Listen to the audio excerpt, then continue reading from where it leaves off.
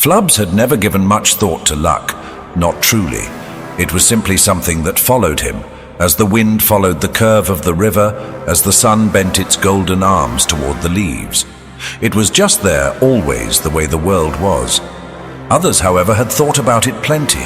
They whispered in valley, watching him pass, speaking of his impossible fortune, some with awe, some with suspicion. How could one creature so careless, so aimless, so unburdened by foresight, continue to avoid the natural perils of life?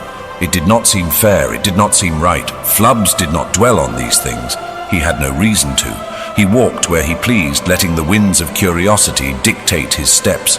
He leaned in to smell a flower just as an arrow whistled past where his head had been an instant before.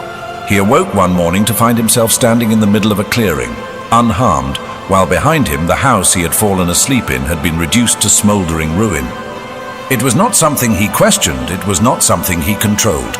Scholars, those with ink-stained fingers and eyes made weary from study, tried to understand him. They watched from a distance, scribbling furiously in their ledgers. They whispered of unknown magics, of probability defied, of a force that had not yet been named. But magic was something that made itself known with effort, with discipline, with intention. Magic did not stumble blindly into fortune. Magic did not operate on whimsy and wandering feet. And yet Flubs did. He had been content to roam his own world, to exist within its tangled forests and winding rivers. But then the omen paths opened, and he felt something shift in his bones, something restless and new. The world had always been large, larger than he could comprehend, but now it was vast. Now it did not end where the rivers did.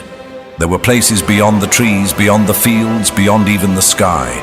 And Flubs, ever untroubled by the constraints of caution, stepped forward.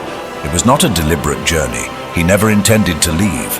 But Flubs had never been one for intention. He wandered, and the world unspooled before him.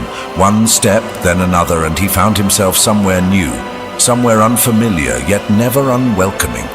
The omen paths, twisting and shifting, did not reject him.